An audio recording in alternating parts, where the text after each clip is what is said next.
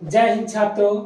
Deoria coaching class में मैं आपका हार्दिक वंदन एवं अभिनंदन करता हूं। यहाँ कक्षा 12वीं सामान्य हिंदी के लिए कुछ महत्वपूर्ण प्रश्न जो काव्य सौंदर्य के तत्व में आते हैं, रस छंद अलंकार, उसको मैं इन महत्वपूर्ण प्रश्नों को लेकर आज आपके सामने मैं उपस्थित हुआ हूँ। इन महत्वपूर्ण प्रश्नों को आप पढ़ करके और उससे कुछ आप लाभान्वित हो सकते हैं, यह मैं उम्मीद के साथ आप लोगों के सामने इसको मैं प्रस्तुत कर रहा हूँ। पहला हमारा चित्र है रस। आप में आता है कोई एक रस की परिभाषा लिखते हुए उसका उदाहरण दीजिए। तो यहाँ हम आपके रस के कुछ जो हैं पर हम प्रकाश डालने जा रहे हैं। रस क्या है?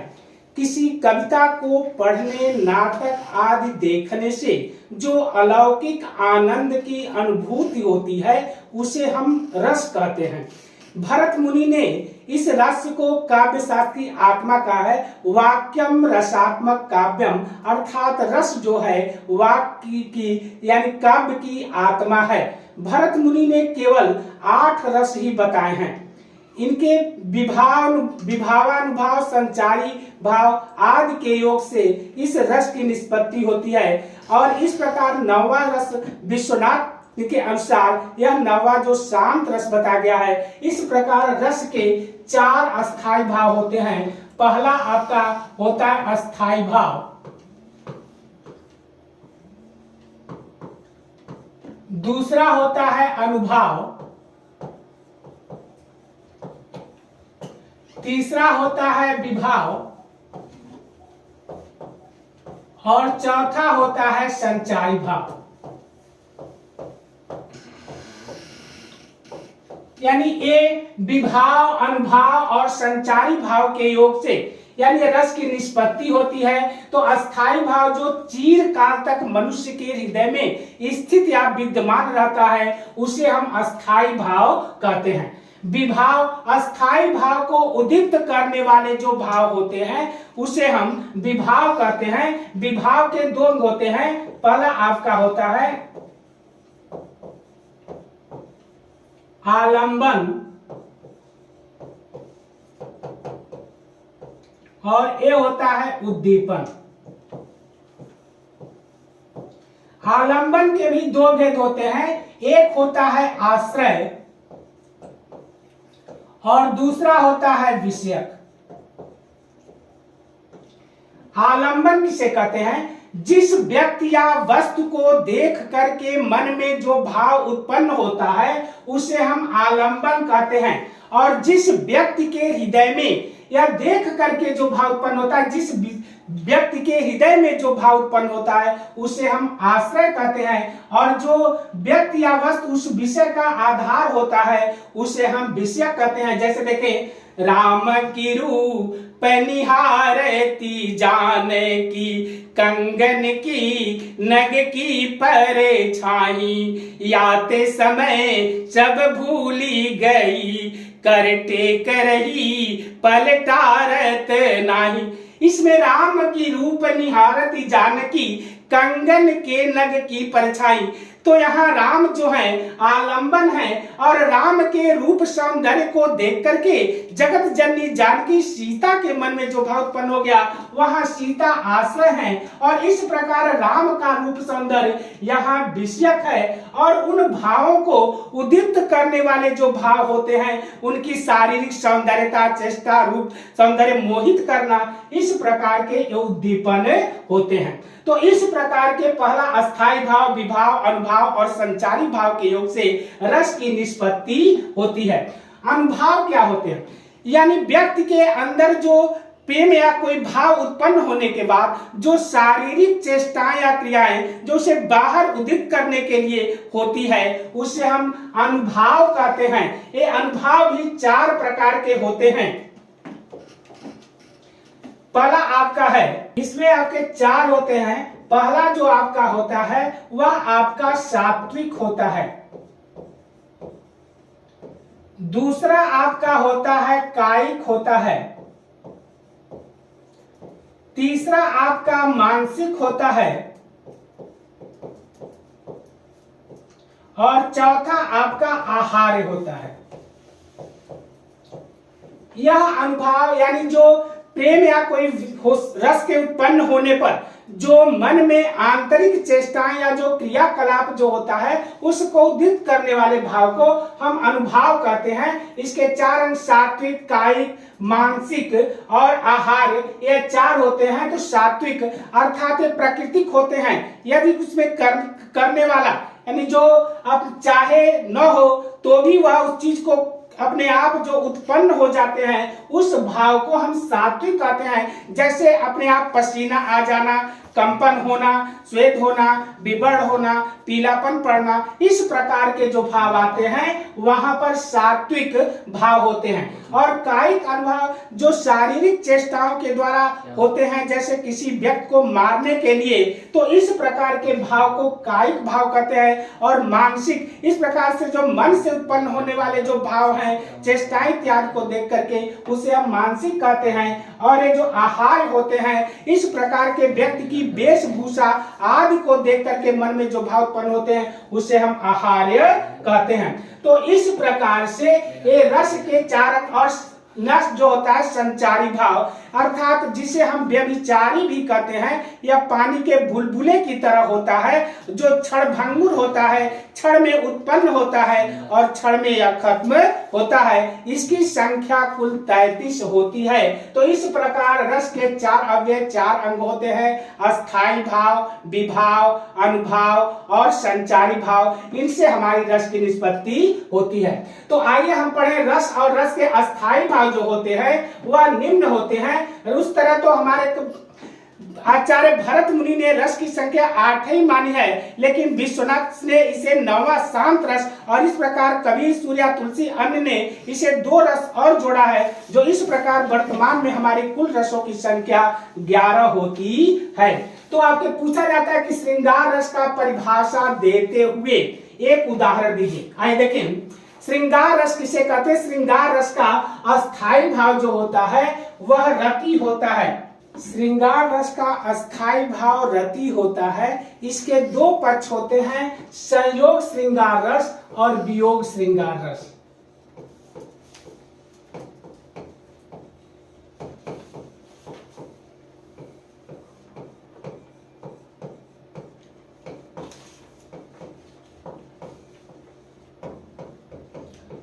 जहां नायक और नायिका का, प्रेमी प्रेमिका का, पति पत्नी का पारस्परिक और सात्विक मिलन होता है उसे हम संयोग श्रृंगार रस कहते हैं। जहां नायक नायिका, प्रेमी प्रेमिका या पति पत्नी का यानी पारस्परिक और सात्विक मिलन होता है उसे हम संयोग श्रृंगार रस कहते हैं। अर्थात इस दशा में दोनों एक पास रहते हैं उसे हम संयोग श्रृंगार रस कहते हैं। यह आपका कविवर बिहारी का सबसे उत्कृष्ट दोहा है। आइए देखें, बतेरे शिलाल चिलाल की मुरली धरी लुकाए, सौह करे भौहन हंसे, दैन कहे नटी जाए।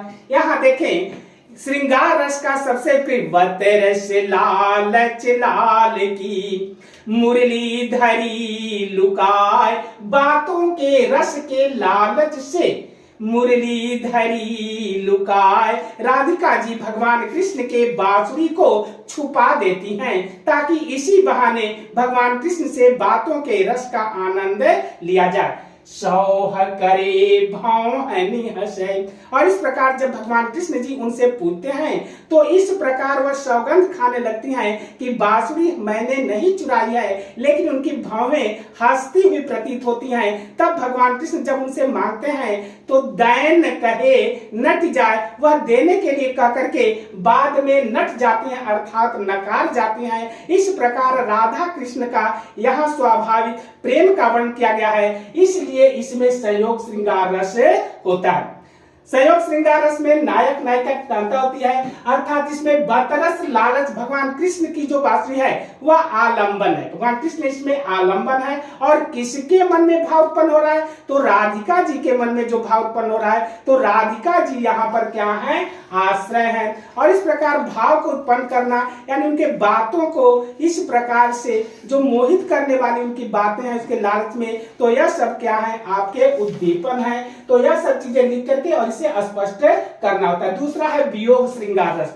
अर्थात जिसमें नायक नायिका, प्रेमी प्रेमिका या पति पत्नी जो दोनों प्रेम हो, लेकिन प्रेम होते ही जो दोनों एक दूसरे से अलग हो, बिछो हो, एक दूसरे से मिलने के लिए जिसमें तड़प हो, इस भाव को हम वियोग अर्थात विप्रलभ श्रृंगार रस कहते हैं, जिसका अस्थायी भाव रति होता है। आइए देखें इसमें वियोग श्रृंगार रस का। मन की मन ही माझ रही, कहिए जाई कौन पे ऊधो, नाहिन परति सही, अवधि आधारे आस आमन की, तन मन वृथा सही, अब इन जोग संदेशन सुनि सुनि, बिरहिन बिरह दही, चाहत हुती गुहार जितैते, उतही धार बही, सूर्यदास बधीर धरो क्यों, मर जादा न लही। इसमें राधिका जी का वियोग वर्णन किया गया है कि करें कि मन की मन ही माझ रही, कहिए जाई कौन पे ऊधो, नाहिन परति सही, अवधि आधार आस आमन की, तन मन वृथा सही, अब इन जोग संदेशन सुनि सुनि, बिरहिन बिरह दही। एक तो हम लोग भगवान कृष्ण के न आने से वैसे ही विरह रूपी आग में जल रही थी, और भगवान कृष्ण द्वारा भेजे गए उद्धव जी द्वारा जो संदेश लेकर के योग साधना आए हैं, हम विरहाग्नियों की और अधिक विरहाग्नि धधक उठी। तो इसलिए यहाँ वियोग श्रृंगार रस है, जहाँ नायक नायिका, प्रेमी प्रेमिका या पति पत्नी का जहाँ बिछो या वियोग होता है, प्रेम होते हुए भी दोनों अलग हैं, और एक दूसरे के लिए जहां तड़प होता है, यहाँ मिलने की भावना, मतलब इसमें संभावना होती है, और होते हुए भी दोनों अलग होते हैं, और इसलिए इसे हम वियोग श्रृंगार रस कहते हैं। तो ये आपके श्रृंगार रस के दो पक्ष हो गए, संयोग श्रृंगार रस और वियोग श्रृंगार रस। रस इसका नाम है करुणा, अर्थात जो शोक या दुख, इसका अस्थायी भाव होता है शोक। किसी प्रिय व्यक्ति या वस्तु के नष्ट होने पर मन में जो दुख होता है, शोक होता है, यही शोक नामक अस्थायी भाव, विभाव, अनुभाव और संचारी भाव के योग से करुण रस की निष्पत्ति होती है। इसको हम करुण रस कहते हैं। अपने किसी प्रिय व्यक्ति वस्तु के अनिष्ट हो जाने पर या उनसे दूर चले जाने पर यदि मन में एक प्रकार का जो शोक होता है, और यही शोक नामक अस्थायी भाव, विभाव, अनुभाव और संचारी भाव के योग से करुण रस की निष्पत्ति होती है। तो इसका अस्थायी भाव जो पूछा जाएगा तो इसका कहेंगे अस्थायी भाव शोक।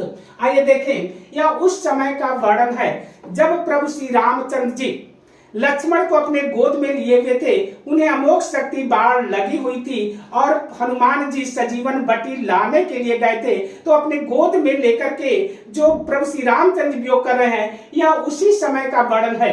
सुते बीते नारी सहित परिवारू, मिलहि जाहि जग बारहि बारा, अस बिचारी जिय जागहु ताता, मिलहि न जग तै सहोदर भ्राता, जथा पंख बिनु खगयति दीना, मनि बिनु फनी करिवर करहीना, अस मम जीवन बंधु बिनु तोही, जो जड़ दे वह जियावहु मोही, जई है अवध कवन मुँह लाई, नारी हेतु प्रिय भाई गवाई। इसमें करुण रस की निष्पत्ति हुई है, अर्थात लक्ष्मण जी मूर्छित पड़े हुए हैं, और प्रभु श्री रामचंद्र जी इस प्रकार अपने छोटे भाई अनुज लक्ष्मण को लेकर के और जो वियोग कर रहे हैं, जो दुख कर रहे हैं, यही उनका अस्थायी भाव, उनके मन में जो शोक होता है, यही शोक नामक अस्थायी भाव, विभाव, अनुभाव और संचारी भाव के योग से करुण रस की निष्पत्ति होती है। देखें, सुते बीते नारी सहित परिवारू मिल ही जाही जग बारही बारा। सुत माने होता है पुत्र, सुत वित्त, वित्त माने धन ऐश्वर्य, सुत वित्त नारी, नारी माने होता है पत्नी, सुत वित्त नारी सहित परिवारू, यानी आपके भवन परिवार सुत पत्नी पुत्र सब कुछ मिल सकते हैं। मिल ही जाए जग बारही बारा, इस संसार में बार बार मिल सकते हैं। हर्ष बिचारी जिय जाग हुताता मिल ही न जगे ते सहोदर भ्राता। अरे भाई ऐसा विचार करके अब तो जग जाइए, क्योंकि इस संसार में सब कुछ मिल सकते हैं लेकिन सगा भाई नहीं मिल सकता। मेरी दशा तो ठीक वैसी हो गई है तुम्हारे बिना जैसे कि जथा पंखे बिनु खगयति दीना मनि बिनु फनी करिवारे करहीना। जैसे पंख के बिना पक्षी असहाय हो जाता है, दयनीय हो जाता है। मणि बिनु फनी, फनी माने होता है सर्प, जिस प्रकार मणि के बिना सर्प असहाय हो जाता है। करिवर माने हाथी, कर माने सूर, जिस प्रकार सूर के बिना हाथी असहाय हो जाता है। असमम जीवन बंधु बिनु तोही जो जड़ दे वै जियावहु मोही। अरे भाई उसी प्रकार तुम्हारे बिना मेरा जीवन व्यर्थ है, बेकार है। यदि विधाता मुझे जीवित भी कर दे तो मेरा जीवन बेकार है। और अंत में कर रहे हैं, जई है कवन अवध मुह लाई नारी हेतु प्रिय भाई गवाई। मैं कौन सा मुंह लेकर के अयोध्या जाऊंगा और जो लोग पूछेंगे कि एक पत्नी के लिए, एक स्त्री के लिए मैंने अपने सगे भाई को खो दिया, तो यह मेरे लिए बहुत ही असहनीय होगा। तो इसमें राम जी के अंदर जो शोक का भाव उत्पन्न हो रहा है, यह आपका करुण रस होता है, जिसका अस्थायी भाव शोक है। इसके अंत देखें, जब उसमें भगवान श्री कृष्ण के पास सुदामा जी जा रहे हैं और सुदामा जी की दयनीय दशा को देख करके जब श्री कृष्ण के मन में जो भाव उत्पन्न होता है, आइए किसका एक और उदाहरण देखें। ऐसे बिहार ले बिवाई ने सो पग कंटक जा ले लगे पुनी जोए हाय महा दुख पायो सखा तुम आयो इतय न कितय दीन खोए देखी सुदा माँ की दीन दशा करुणा करुके करुणा निधि रोवे पानी परा ते को हाथे चूवे नहीं नैनन के जल सो पग धोवे। इसमें भी उनके दयनीय दशा को देख करके एक मित्र के अंदर जो शोक होता है, यही शोक नामक अस्थायी भाव विभाव और अनुभाव के योग से यानी यह करुण रस की निष्पत्ति होती है। तो इस प्रकार आप इसको लिख करके इसमें अस्थायी भाव, आलंबन, विभाव, उद्दीपन और यह संचारी भाव और इसका स्पष्टीकरण करके आप इसको लिख सकते हैं। इसका नाम ही है हास्य रस, अर्थात इसका स्थायी भाव होता है हास्य। किसी व्यक्ति की विकृत वेशभूषा, हाव भाव, दशा, उसके रूप रंग, आकृति, स्वभाव आदि को देख करके मन में जो हंसी का भाव उत्पन्न होता है उसे हम हास्य रस कहते हैं। इसका अस्थायी भाव हास्य होता है। यह गोस्वामी तुलसीदास जी द्वारा लिखा हुआ उस समय का प्रसंग है जब प्रभु श्री रामचंद्र जी विंध्याचल पर्वत पर गए, तो वहां ऋषि मुनियों को जब यह ज्ञात हुआ कि प्रभु श्री रामचंद्र जी के कमलवत चरणों के धूल के स्पर्श मात्र से गौतम ऋषि की पत्नी जो पत्थर थी वह इस प्रकार पत्थर से एक स्त्री बन गई उनके चरण कमलों के धूल के स्पर्श से, तो इस प्रकार यहाँ हास्य रस के रूप में इसको लिखा गया। आइए देखें, बिंध के वासी उदासी तपो व्रतधारी महा बिनु नारी दुखारे गौतम ती यतरी तुलसी सो कथा सुनिभे मुनि वृंद सुखारे वह शिला सब चंद्रे मुखी पर से पदमन जुल कंज तिहारे किन्हीं भली रघुनायक जू करुणा करी कानन को पग धारे। विंध्य के वासी उदासी तपोव्रत धारी महाबिनु नारी दुखारे। विंध्याचल पर्वत पर रहने वाले सारे तपस्वी व्रतधारी नारियों के लिए, स्त्रियों के लिए अत्यंत दुखित थे। हास्य रस में किया गया है गौतम तीय तरी तुलसी, यानी तुलसीदास जी कहते हैं कि उन्होंने साधु संतों से, अन्य लोगों से जो इस बारे में सुन लिया था कि गौतम ऋषि तीय पत्नी, गौतम ऋषि की पत्नी अहिल्या प्रभु श्री रामचंद्र जी के कमलवत चरणों के धूल के स्पर्श से वह पत्थर से स्त्री बन गई। सुनिभे मुनिवृंद चुकारे, तो सारे मुनिवृंद अत्यंत सुखी अर्थात प्रसन्न हो गए। और क्या करें, मैं शिला सब चंद्र मुखी पर से पद मंजुल कंजे तिहार। तो इस विंध्याचल पर्वत पर तो बहुत सारे पत्थर हैं और इस प्रकार भगवान श्री कृष्ण के कमलवत चरणों के धूल के स्पर्श से सारे पत्थर स्त्रियां बन जाएगी और हम लोग को एक एक स्त्री प्राप्त हो जाएगी, जिससे हम लोग के स्त्रियों का दुख दूर हो जाएगा। इस प्रकार से किन्हीं भली रघुनायक जू करुणा करी कानन को पगधारे, यानी प्रभु श्री रामचंद्र जी हम लोग पर बहुत भला किए, बहुत उपकार किए कि इस जंगल में अपने कमलवत चरणों को उन्होंने रखा। तो इस प्रकार से हास्य रस है। दूसरा कहा जाता है कि आगरे में लेती है जब जीभ लपेटा, दाल मोट के साथ मिलाकर खाते पेठा। कोई भी उदाहरण आप दे सकते हैं। तो इसमें अस्थाई भाव अर्थात हास्य है, आलंबन जो है, यहाँ पर सारे मुनि के अंदर जो भाव राम जो है वह आलंबन है और आश्रय सारे, यानी उस विंध्याचल पर्वत पर रहने वाले उनके मन में जो भाव जागृत हो रहा है, तो इस प्रकार से यह आश्रय हुए हैं। आइए, बैठ तंबूराले मंच पर बैठे प्रेम प्रकाश, राग मिला 15 मिनट, घंटा भर आलाप, घंटा भर आलाप लगा रहे प्रेम में गोता, धीरे धीरे खिसक गए थे सारे श्रोता। तो इस प्रकार ये भी आपके हास्य रस में है, जहां किसी व्यक्ति की विकृत वेशभूषा, हाव भाव, दशा आदि को देख करके मन में जो हंसी का भाव उत्पन्न हो उसे हम हास्य रस कहते हैं। तो यह आपके हास्य रस की यह परिभाषा और इसके उदाहरण हैं।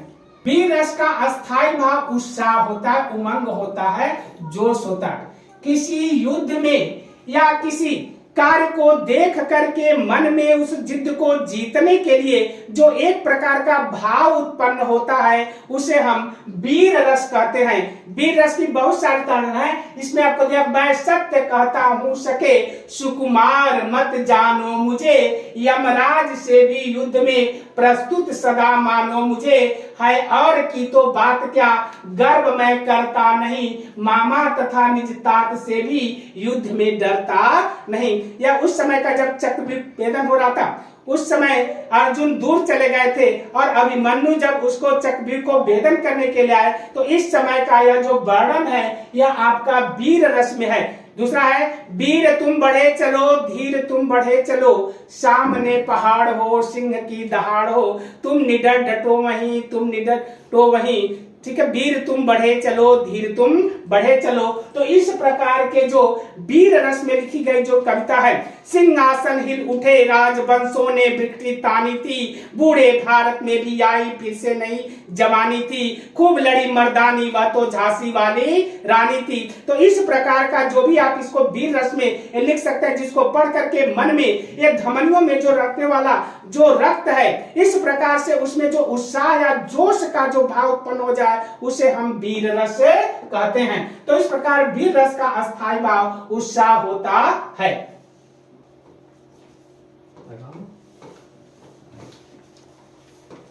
नेक्स्ट है रौद्र रस। अपने सामने किसी शत्रु आदि को देख करके उसको चिढ़ाना, उसका हंसना, इस प्रकार से उसके हाव भाव को देख करके मन में एक प्रकार का जो क्रोध का भाव उत्पन्न होता है उसे हम रौद्र रस कहते हैं। इसका अस्थायी भाव क्रोध होता है। इसमें प्रभु श्री रामचंद्र जी राम लक्ष्मण परशुराम संवाद में जब लक्ष्मण परशुराम जी को बार बार सिखा रहे हैं, उस समय परशुराम जी बड़े ही क्रोधित स्वर में जो कर रहे हैं, रे नृप बालक काल बसे बोलत तो ही न संभारी धनु ही सम त्रिपुरारी धन विदित सकल संसार। रे नृप बालक काल बसे बोलत तो ही न संभारी धनु ही सम त्रिपुरारी धन विदित सकल संसार। रे राजा के बालक, काल के वशीभूत होकर के और तुझे संभाल कर बोलना नहीं आता, धनु ही सम त्रिपुरारी धन विदित सकल संसार। जबकि सारा संसार जानता है कि शंकर भगवान के धनुष के समान इस संसार में दूसरा कोई धनुष नहीं है। एक दूसरा उदाहरण देखें, काले कवले हुई हे छन माही कहो पुकारी खोरी मोहिनाई। तो इस प्रकार से यह काल कवल होंगे छन माही कहो पुकारी खोरी मोहिनाई। तो यह जो बोला गया है यह रौद्र रस में है। तो किसी अपने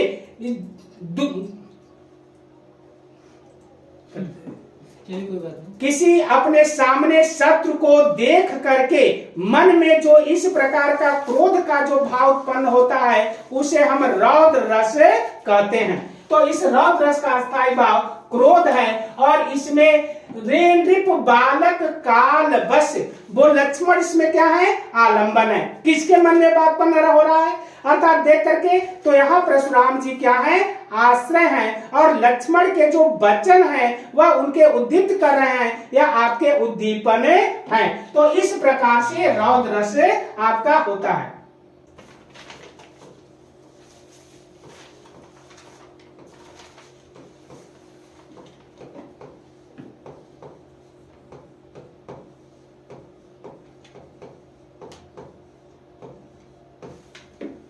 शांत रस, शांत रस का अस्थाई भाव निर्वेद सम या वैराग्य होता है। समझिए, शांत रस का अस्थाई भाव निर्वेद सम और वैराग्य होता है। इस सांसारिकता से पूरी तरह से उब करके भक्त जब अपने ईश्वर की तरफ आसक्त होता है, अपने आप को ईश्वर के प्रति समर्पित होता है, उस समय वह संसार उसे संसार उसे नश्वर लगने लगता है। तो इस प्रकार से वहां शांत रस की निष्पत्ति होती है। यह गोस्वामी तुलसीदास का भी लिखा गया है, अब लो नशानी अब ना नशे हो राम कृपा भव निशा शिरानी जागे फिरे ना डसे हो पायो नाम चारु चिंता मणि उर करते न खसे हो श्याम रूप सुचि रुचिर कसौटी चित कंचन ही कसे हो। अब लो नशानी अब ना नशे हैं, अर्थात प्रभु रामचंद्र जी से गोस्वामी तुलसीदास जी कहते कि हे प्रभु, अब तक मैं इस संसार में, इस नश्वर संसार में अपने को नसाता रहा, अर्थात मैंने अपने जीवन को इस प्रकार से संसार में लगा करके उसे नष्ट करता रहा। अब लो नशानी अब ना नशे हैं, अर्थात उन्हें पूर्ण चेतना, अर्थात उन्हें अब यह लगने लगा कि संसार यह नश्वर है, इसमें जितना भी रह जाए इससे कुछ मिलने वाला नहीं है। इसलिए वह ईश्वर के प्रति अपने को समर्पित होते हुए कर रहे हैं कि अब लो नशानी अब ना नशे हैं। अब तक तो मैं नशाता रहा था, संसारिकता में लिप्त होकर के अपने आप को मैं इस प्रकार संसार में भ्रमित होता रहा। अब मैं चेत गया हूँ, अब मैं सांसारिकता में पढ़ करके पुनः अपने आप को नशाऊंगा नहीं, अर्थात अपने आप को समाप्त नहीं करूंगा। राम कृपा भव निशा शिरानी, मुझे राम की कृपा से संसार रूपी सागर को पार करने का मुझे एक मंत्र मिल गया है, जागे फिरे ना डसे हो। अब मैं जाग गया हूँ, अब मैं फिर इस संसारिकता रूपी सर से अब मैं डसा नहीं चाहता, अर्थात अब मैं पुनः अपने आप को इस सांसारिकता में लिप्त नहीं करना चाहता। तो यह आपके शांत रस हैं। तो शांत रस के बहुत सारे उदाहरण हैं, जो भी उदाहरण आपको अच्छा लगे उस उदाहरण को आप लिख सकते हैं। आपके परीक्षा में किसी एक अलंकार का परिभाषा या लक्षण लिखते होंगे और इस प्रकार उदाहरण देने के लिए पूछा जाता है। अलंकार किसे कहते हैं, इस पर हम आइए देखें। अलंकार शब्द दो शब्दों से मिलकर बना है। अलंकार शब्द दो शब्दों से मिलकर बना है। अलम धन का।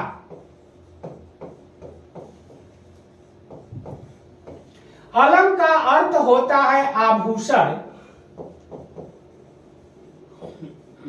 और कार का अर्थ होता है धारण करना या सजना संवरना, जो भी इसमें तो धारण करना या आपको सजना।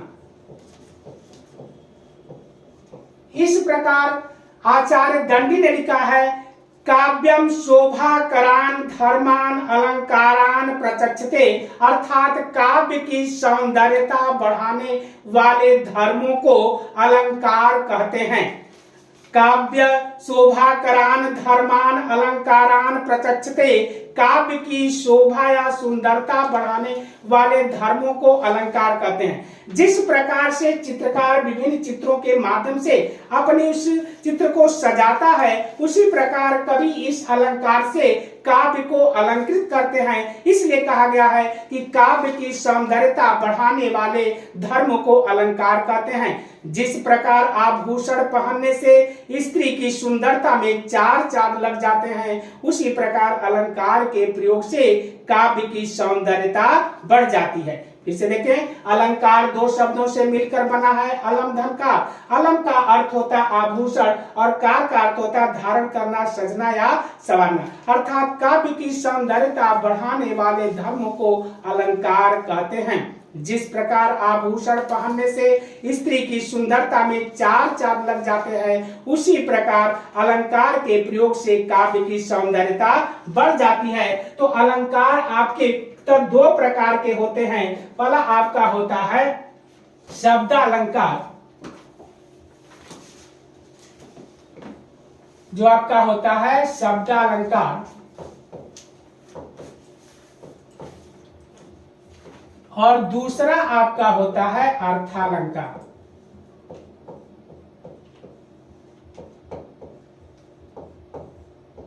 शब्द अलंकार किसे कहते हैं? जिसमें शब्द द्वारा चमत्कार उत्पन्न हो उसे हम शब्द अलंकार कहते हैं। जिसमें शब्द के माध्यम से शब्द द्वारा चमत्कार उत्पन्न होता है उसे हम शब्द अलंकार कहते हैं। इसके भेद होते हैं अनुप्रास, यमक, श्लेष, पुनरुक्ति प्रकाश,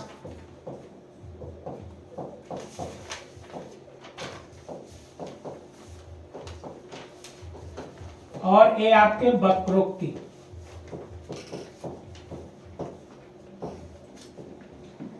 अनुप्रास अलंकार के 5 भेद होते हैं।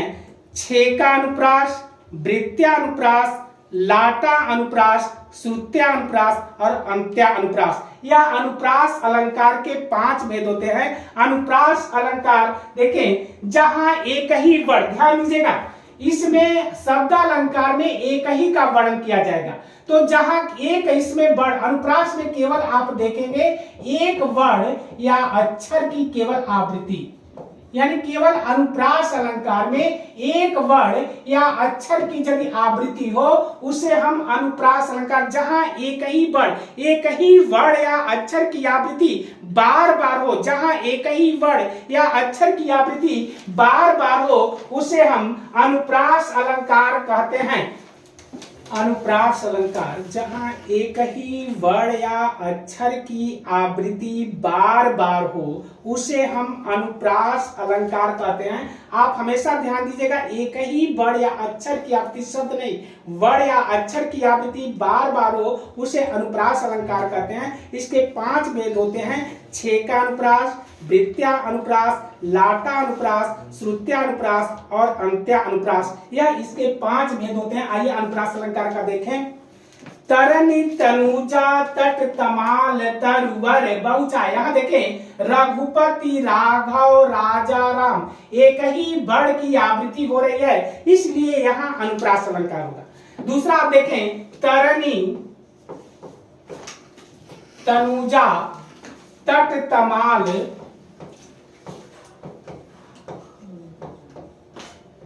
तरवर बहु छाए। यहां आप देखें तो बड़ों की आवृत्ति हो रही है। तो जहां एक ही बड़ या अक्षर की आवृत्ति हो उसे हम अनुप्रास अलंकार कहते हैं।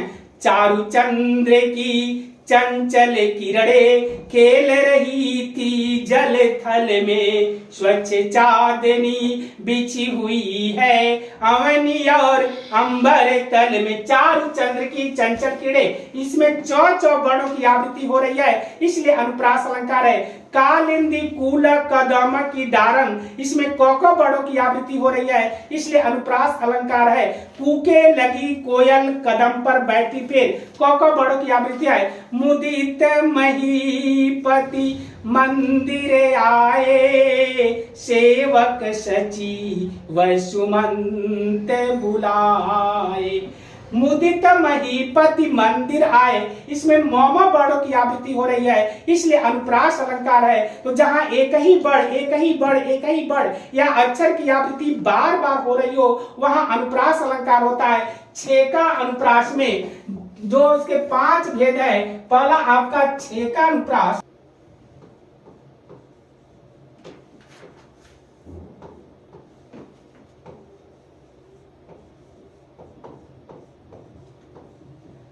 छेकना का मतलब है किसी चीज को छेक लेना। आप गांव में देखते हैं कोई आप बस में जाते हैं तो कोई अपना चीज वहां रुमाल या कोई चीज रख देता है तो उस स्थान पे लगता है कि मतलब उसने छेक लिया।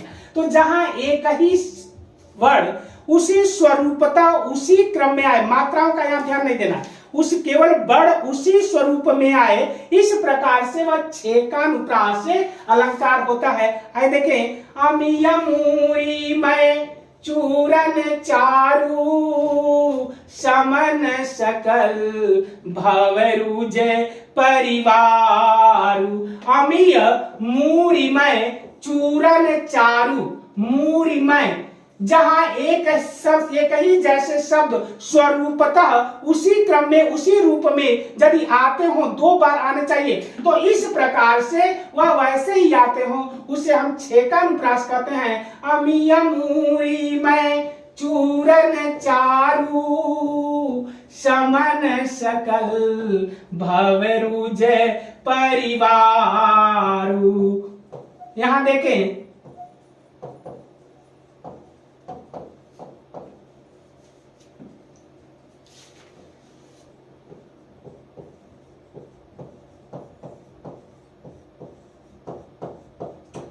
म और म, अमी अमूर मय, इसी तरह से मोय यह यदि बड़ इस तरह से आ रहे हैं तो एक ही स्वरूपता उसी क्रम में यदि बड़ आते हो तो इस प्रकार से वह आपका छेकानुप्रास अलंकार होता है। अनुप्रास अलंकार का एक भेद, तो जहां एक ही बड़ या अक्षर की आवृत्ति होती है उसे हम अनुप्रास अलंकार कहते हैं। तो अनुप्रास अलंकार का ये पहला भेद है छेकानुप्रास। दूसरा आपका होता है वृत्त्यानुप्रास।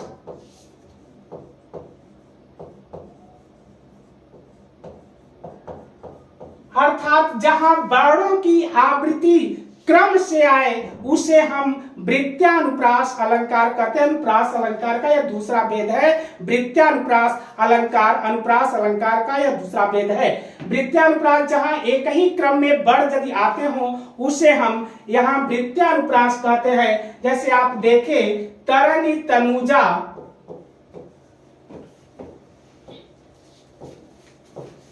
तट तमाल, तरवर बहुछाए, या कालिंदी कूल कदम की डारन, यह भी एक ही क्रम में यदि आ रहा है, कालिंदी कूल कदम की डारन, तो इस प्रकार से यह आपका वृत्त्यानुप्रास अलंकार होता है। तीसरा है लाटानुप्रास अलंकार।